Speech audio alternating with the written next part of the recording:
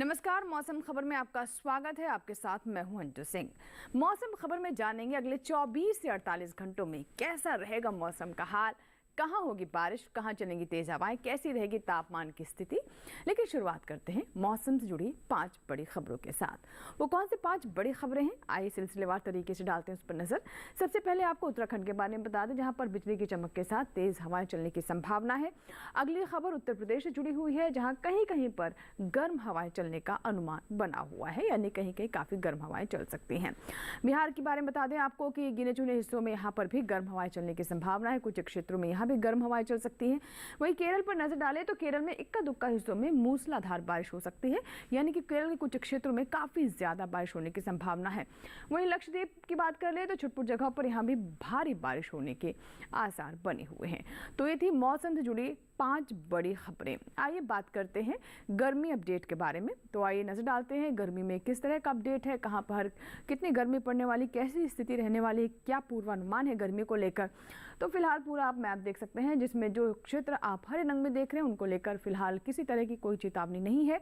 लेकिन जो क्षेत्र आप पीले रंग में देख रहे हैं वहां पर नजर जरूर बनाए रखें, जिसमें पश्चिमी उत्तर प्रदेश, पूर्वी उत्तर प्रदेश, बिहार, झारखंड, इसके अलावा गांगे पश्चिम बंगाल शामिल है। उप हिमालय पश्चिम बंगाल और सिक्किम की बात कर ले तो यहाँ पर भी काफी तेज हवाएं चल सकती हैं गरज चमक के साथ कुछ क्षेत्रों में, जिसमें विदर्भ तेलंगाना भी शामिल है। अब बात करते हैं मौसम अलर्ट की। तो आइए नजर डालते हैं मौसम अलर्ट में क्या है, आज खास कहां के लिए किस तरह का अलर्ट जारी किया गया है। शुरुआत करते हैं हम ऊपर से, जिसमें आप देख सकते हैं जम्मू कश्मीर, लद्दाख, इसके अलावा पंजाब, हरियाणा, हिमाचल प्रदेश, उत्तराखंड शामिल है। इन सभी क्षेत्रों पर नजर बनाए रखें, क्योंकि गरज चमक के साथ यहाँ पर तेज हवाएं चल सकती हैं। ऐसी स्थिति पूर्वोत्तर के राज्यों में भी रहने वाली है। अरुणाचल प्रदेश में भी गरज चमक के साथ बौछारें पड़ने की संभावना है। आगे अगर हम आपको असम, मेघालय, नागालैंड, मणिपुर, मिजोरम, त्रिपुरा यानी पूरे पूर्वोत्तर के राज्यों के बारे में बताएं तो सब जगह ऐसी स्थिति रहने वाली है। नीचे आते हैं, जिसमें गांगे पश्चिम बंगाल, छत्तीसगढ़ और उड़ीसा शामिल है, यहाँ पर भी यही हालात रहेंगे। दक्षिण की बात करें तो देख सकते हैं आप तमिलनाडु, केरल, इसके अलावा पुडुचेरी, भीतरी दक्षिण कर्नाटक, रायलसीमा, सभी जगहों पर गरज चमक के साथ बारिश होने की संभावना है। अंडमान निकोबार द्वीप समूह में भी अगले 24 से 48 घंटों में बारिश हो सकती है। इसके अलावा अगर हम लक्षद्वीप की बात करें तो यहाँ भी बारिश का पूर्वानुमान है। वही अगर हम बात करें राजस्थान की तो देख सकते हैं पश्चिमी और पूर्वी राजस्थान दोनों ही जगहों पर गरज चमक के साथ तेज हवाएं चल सकती हैं। तो जिन नक्षत्रों में गरज चमक के साथ तेज हवाएं चलने की संभावना है वहां पर नजर जरूर बनाए रखें, और कुछ क्षेत्रों में मूसलाधार बारिश भी होने वाली है। अब बात करते हैं मौसम पूर्वानुमान की, जिसमें हम बारिश के अनुमान के बारे में आपको जानकारी देते हैं। जम्मू कश्मीर, लद्दाख से शुरुआत करते हैं, जहां पर कई जगह पर बरसात हो सकती है। हिमाचल प्रदेश, पंजाब, हरियाणा, उत्तराखंड कहीं कहीं बारिश होने की संभावना है, जिसमें दिल्ली भी शामिल है। लेकिन उत्तर प्रदेश में फिलहाल बारिश की कोई संभावना बनती नजर नहीं आ रही, जिसमें पूर्वी उत्तर प्रदेश और पश्चिमी उत्तर प्रदेश शामिल है। आप देख सकते हैं कि उत्तर प्रदेश में फिलहाल बारिश की कोई संभावना, लेकिन पंजाब, हरियाणा, उत्तराखंड, हिमाचल प्रदेश और दिल्ली में कहीं कहीं बारिश जरूर हो सकती है। पूर्वोत्तर की ओर रुख करते हैं, अरुणाचल प्रदेश, असम, मेघालय, नागालैंड, मणिपुर, मिजोरम, त्रिपुरा, उप हिमालय पश्चिम बंगाल और सिक्किम में कई जगह बरसात होगी। लेकिन वहीं बिहार और झारखंड पर नजर डालते हैं तो यहाँ आप देख सकते हैं फिलहाल बारिश की संभावना नहीं है। थोड़ा और नीचे आते हैं, जिसमें उड़ीसा शामिल हो और गांगे पश्चिम बंगाल कहीं कहीं बारिश हो सकती है। तेलंगाना की ओर रुख करते हैं, तेलंगाना और तटीय आंध्र प्रदेश, रायलसीमा, साथ ही तमिलनाडु और पुडुचेरी में भी कहीं कहीं बारिश हो सकती है। केरल में भी अनेक स्थानों पर बारिश की संभावना है। भीतरी दक्षिण कर्नाटक, भीतरी उत्तर कर्नाटक में कई जगह पर बारिश की संभावना बनी हुई है। रुक करते हैं मध्य भारत की ओर, जिसमें पश्चिमी मध्य प्रदेश में बारिश जरूर हो सकती है कहीं कहीं, लेकिन वहीं पूर्वी मध्य प्रदेश में फिलहाल बारिश की कोई संभावना नहीं बन रही है। छत्तीसगढ़, विदर्भ, मराठवाड़ा, मध्य महाराष्ट्र, पूर्वी राजस्थान, पश्चिमी राजस्थान, इन सभी क्षेत्रों में कहीं कहीं बारिश होने की संभावना है, लेकिन गुजरात में फिलहाल बारिश की स्थिति बनती नजर नहीं आ रही है। अब बात करते हैं मौसम की चाल की, जिसमें हमेशा की तरह हम सबसे पहले आपको ऊपर के राज्यों के बारे में बताते हैं। हिमाचल प्रदेश, पंजाब, हरियाणा, उत्तराखंड, इन सभी क्षेत्रों में पिछले 24 घंटों में बारिश दर्ज की गई है। उत्तर प्रदेश की ओर रुख करते हैं, जिसमें आप देख सकते हैं कि पश्चिमी उत्तर प्रदेश में जरूर बारिश हुई है, लेकिन पूर्वी उत्तर प्रदेश सूखा रहा है। आगे आपको बताते हैं पूर्वी राजस्थान के बारे में, जहां पर कुछ क्षेत्रों में बारिश दर्ज की गई है, लेकिन कहीं कहीं तेज हवाएं भी रही है। पूर्वोत्तर में भी आप देख सकते हैं लगभग पूरे पूर्वोत्तर में बारिश हुई है, लेकिन खासतौर पर असम मेघालय में काफ़ी तेज़ हवाएं भी दर्ज की गई हैं। अरुणाचल प्रदेश, असम मेघालय, नागालैंड, मणिपुर, मिजोरम, त्रिपुरा, उप हिमालय पश्चिम बंगाल, सिक्किम सभी क्षेत्रों में बारिश दर्ज की गई है, लेकिन कुछ क्षेत्रों में काफ़ी तेज़ हवाएं भी रही हैं। दक्षिण की ओर करते हैं, तमिलनाडु, केरल, इन दोनों ही जगहों पर आप देख सकते हैं बारिश के साथ काफ़ी तेज़ हवाएं चली हैं। इसी तरह के हालात तटीय आंध्र प्रदेश, तेलंगाना, भी उत्तर कर्नाटक में भी रहे, लेकिन रायलसीमा में बारिश दर्ज की गई है, तेज़ हवाएं यहाँ पर नहीं हुई हैं। मध्य भारत की ओर करते हैं, आप देख सकते हैं पूर्वी मध्य प्रदेश में भी काफ़ी तेज़ हवाएं चली हैं, बारिश हुई है और कहीं कहीं ओलावृष्टि भी दर्ज की गई है। ऐसे हालात पश्चिमी मध्य प्रदेश में रहे। छत्तीसगढ़ में भी आप देख सकते हैं बारिश हुई है, तेज़ हवाएं चली हैं। विदर्भ में भी ऐसे ही हालात रहे। मराठवाड़ा में भी काफ़ी बारिश रही कुछ क्षेत्रों में। तो ये थी मौसम की चाल, यानी पिछले 24 घंटों में कैसा रहा मौसम का मिजाज। फिलहाल वक्त एक छोटे से ब्रेक का।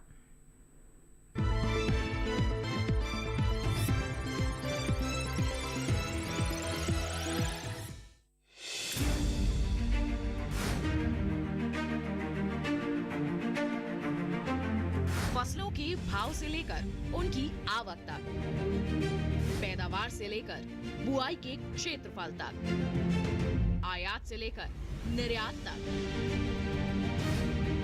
घरेलू से लेकर वैश्विक बाजार तक, मंडियों की सही और ताजा जानकारी पाएं। विशेषज्ञों की राय का लाभ उठाएं। देखिए मंडी खबर सोमवार से शनिवार शाम 5 बजे सिर्फ दूरदर्शन किसान पर।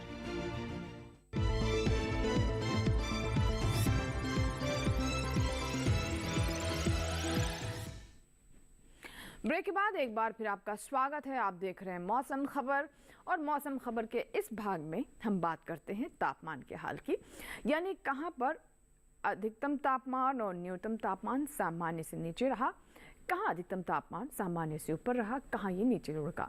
इसी तरह से हम आपको न्यूनतम तापमान के बारे में भी जानकारी देते हैं, यानी देश के वो कौन से हिस्से हैं जहाँ पर न्यूनतम तापमान सामान्य से ऊपर रहा और कहाँ नीचे लुढ़का। शुरुआत करते हैं अधिकतम तापमान के साथ, जिसमें सबसे पहले हम नजर डालते हैं हरियाणा और दिल्ली पर। यहाँ आप देख सकते हैं कि अधिकतम तापमान सामान्य से 5 डिग्री सेल्सियस कम दर्ज किया गया है, यानी सामान्य से 5 डिग्री सेल्सियस यहाँ पर अधिकतम तापमान कम रहा है। वहीं अगर हम पश्चिमी उत्तर प्रदेश, पंजाब की बात करें तो यहाँ भी आप देख सकते हैं कि तापमान में लगातार गिरावट ही दर्ज की जा रही है। यहाँ भी सामान्य से 1 से 3 डिग्री सेल्सियस अधिकतम तापमान कम रहा है। आगे आपको जानकारी देते हैं उप हिमालय पश्चिम बंगाल, सिक्किम और बिहार के बारे में, जहाँ फिलहाल आप देख सकते हैं कि अन्य क्षेत्रों के मुकाबले यहाँ पर तापमान में वृद्धि हुई है। सामान्य से 5 डिग्री सेल्सियस अधिकतम तापमान ज्यादा रहा है। पूर्वोत्तर के राज्यों में भी ऐसे ही हाल देखा गया, जिसमें अरुणाचल प्रदेश, नागालैंड, मणिपुर, मिजोरम और त्रिपुरा शामिल हैं। यहाँ भी 3 से 5 डिग्री सेल्सियस अधिकतम तापमान सामान्य से ज्यादा रहा है। आइए बात करते हैं दक्षिण भारत की, जिसमें हम नजर डालते हैं तेलंगाना और भी उत्तर कर्नाटक पर 1 से 3 डिग्री सेल्सियस यहाँ पर अधिकतम तापमान सामान्य से ज्यादा दर्ज किया गया है। आगे आपको बताते हैं खासतौर पर अगर कोंकण गोवा की बात करें तो यहाँ आप देख रहे हैं कि तापमान में वृद्धि हो रही है। 3 से 5 डिग्री सेल्सियस के बीच में अधिकतम तापमान सामान्य से ज्यादा रहा। पूर्वी मध्य प्रदेश, पश्चिमी मध्य प्रदेश, मध्य महाराष्ट्र में तापमान में गिरावट रही है और ये गिरावट 3 से 5 डिग्री सेल्सियस के बीच में दर्ज की गई है। आगे आपको अब बताते हैं कि गुजरात में उस क्षेत्र में कैसा रहा तापमान। तो खास तौर पर कच्छ, सौराष्ट्र में हम देख रहे हैं कि तापमान में यहाँ भी वृद्धि दर्ज की गई है और 1 से 3 डिग्री सेल्सियस के बीच में तापमान यहाँ ज्यादा रहा है। सबसे ज्यादा तापमान की बात करें तो आप देख सकते हैं उड़ीसा के संबलपुर में 44 डिग्री सेल्सियस यहाँ पर तापमान दर्ज किया गया है। अब बात करते हैं न्यूनतम तापमान की। सबसे पहले नजर गांगे पश्चिम बंगाल और झारखंड पर, तो 1 से 3 डिग्री सेल्सियस न्यूनतम तापमान यहाँ पर सामान्य से ज्यादा दर्ज किया गया है, या न्यूनतम तापमान में यहाँ पर वृद्धि हुई है 1 से 3 डिग्री सेल्सियस के बीच में। दक्षिण में तमिलनाडु, केरल, पुडुचेरी और रायलसीमा में 1 से 3 डिग्री सेल्सियस तापमान ज्यादा रहा है। इन सभी क्षेत्रों में देख सकते हैं कि 1 से 3 डिग्री सेल्सियस के बीच में तापमान ज़्यादा दर्ज किया गया है। और अगर हम बात करें सबसे कम तापमान की, तो आप देख सकते हैं कि चापरमुख में सबसे कम तापमान 17.2 डिग्री सेल्सियस दर्ज किया गया है। आइए बात करते हैं देश के अन्य हिस्सों की, वहां पर अधिकतम न्यूनतम तापमान की स्थिति क्या रही।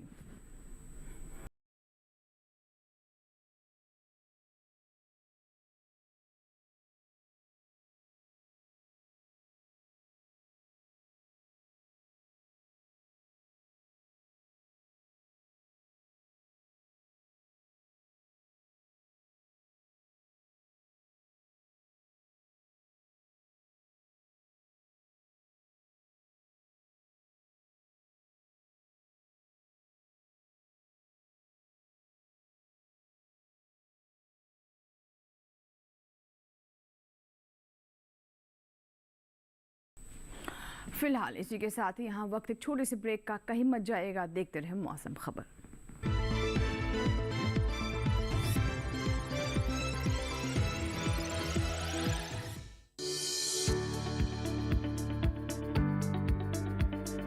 कृषि और पशुपालन है एक दूसरे के पूरक। घर आंगन से लेकर व्यावसायिक फार्म तक, मुर्गी पालन से लेकर रेगिस्तान के जहाज तक। बीमारियों से अब पशुपालक ना हो परेशान। विशेषज्ञ करेंगे आपकी समस्या का समाधान। जुड़िए हमसे, पूछिए अपने सवाल। ईमेल के जरिए भी आप हमारे साथ जुड़ सकते हैं। हमारी ईमेल आईडी है ddkisanapc@gmail.com। हमारे टोल फ्री नंबर हैं 1800-113060 और 1800-113061। देखिए अपना पशु चिकित्सक हर रविवार शाम 6:30 बजे दूरदर्शन किसान चैनल पर।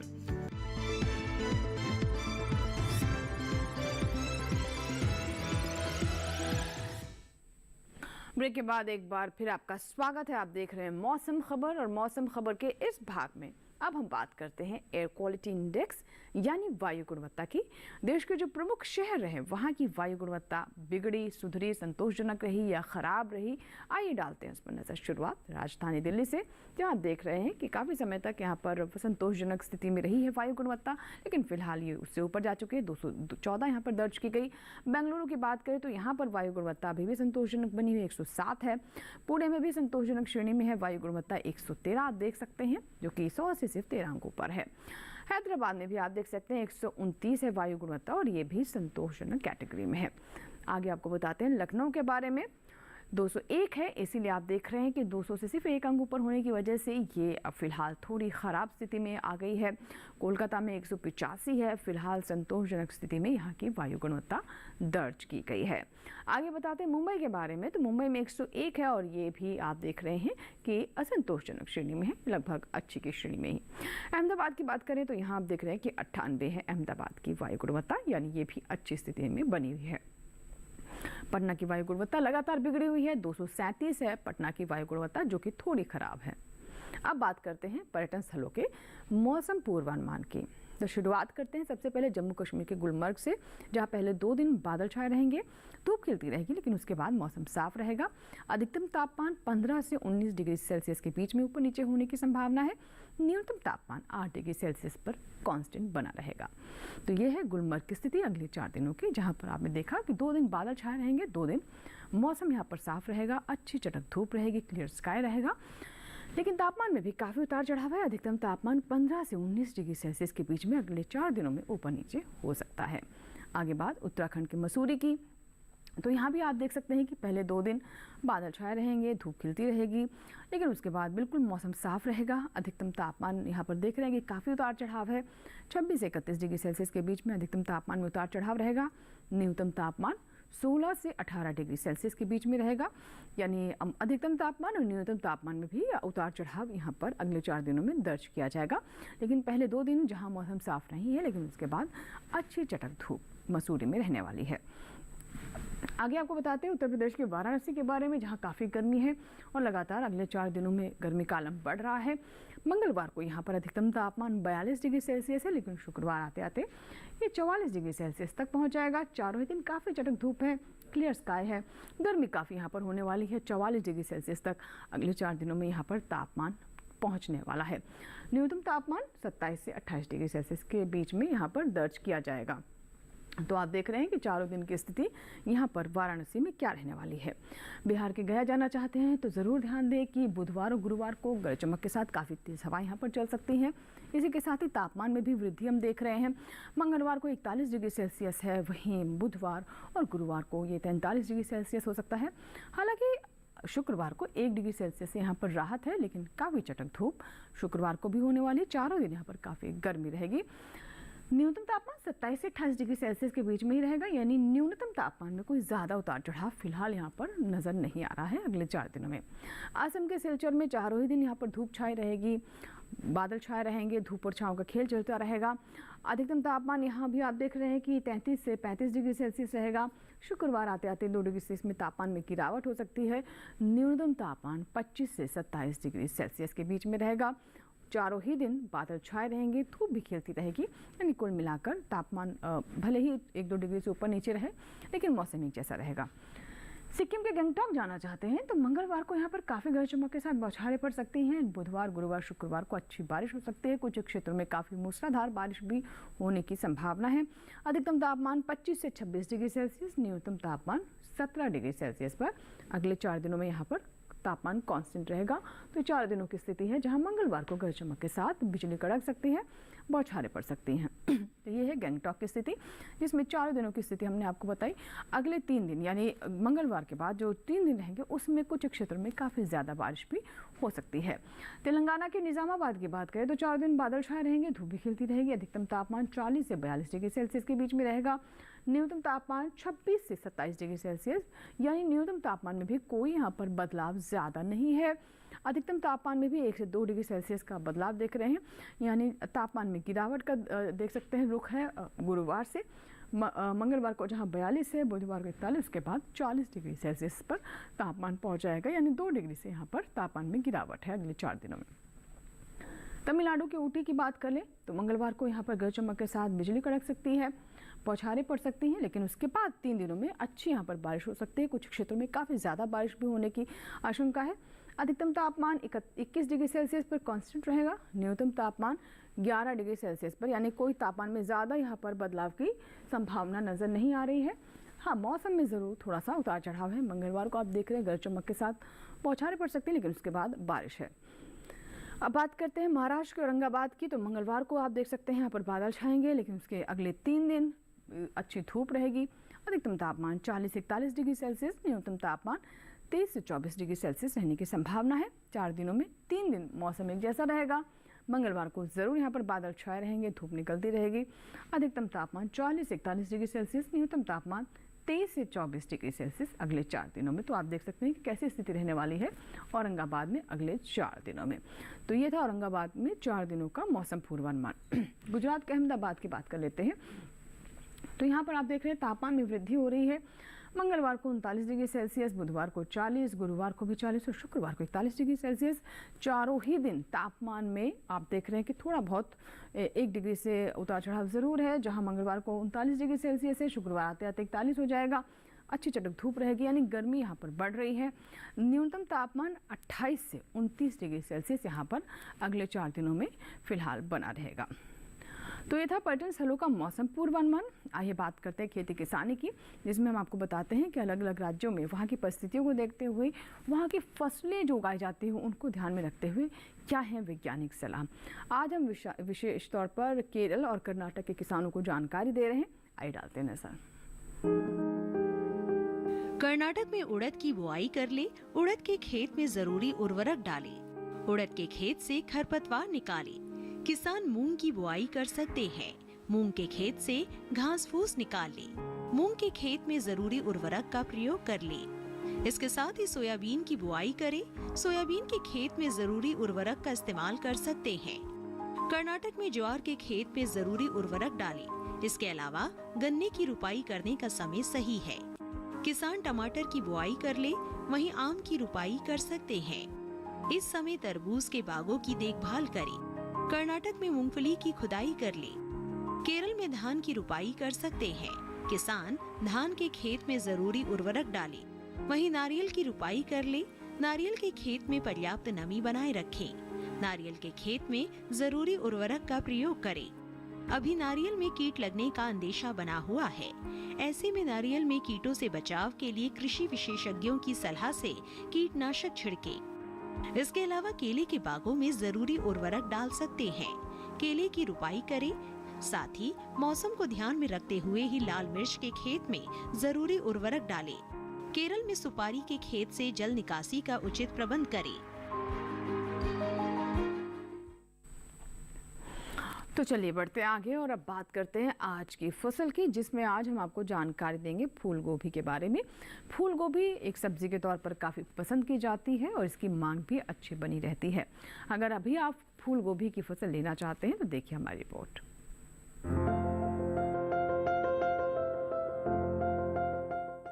किसान इस समय खेतों में फूल गोभी की बुआई कर सकते हैं। फूल गोभी की पूसा मेघना और पूसा कार्तिक संकर किस्मों की बुआई इस समय की जा सकती है। पूसा मेघना दिल्ली और हरियाणा के लिए काफी अच्छी रहती है। इस किस्म की 1 हेक्टेयर में 125 क्विंटल तक फसल ली जा सकती है। पूसा मेघना का आकार मध्यम होता है। इसमें हरे डंठल होते हैं और पूरे किनारे वाली पत्तियां होती हैं। इसके फूल का रंग सफेद होता है।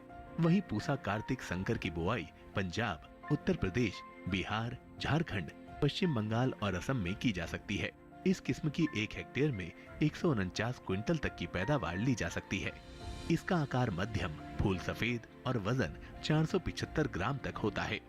बुआई से पहले खेत को अच्छी तरह जोतकर समतल जरूर कर लें। बुआई करते समय पौध से पौध की दूरी 45 सेंटीमीटर और कतार से कतार की दूरी 30 सेंटीमीटर रखें। 1 हेक्टेयर के लिए 400 से 500 ग्राम बीज काफी रहेंगे। फसल को रोग से बचाने के लिए बिजाई से पहले बीजों को उपचारित जरूर कर लें। बीजोपचार से मिट्टी और बीज जनित रोगों से बचाव होता है।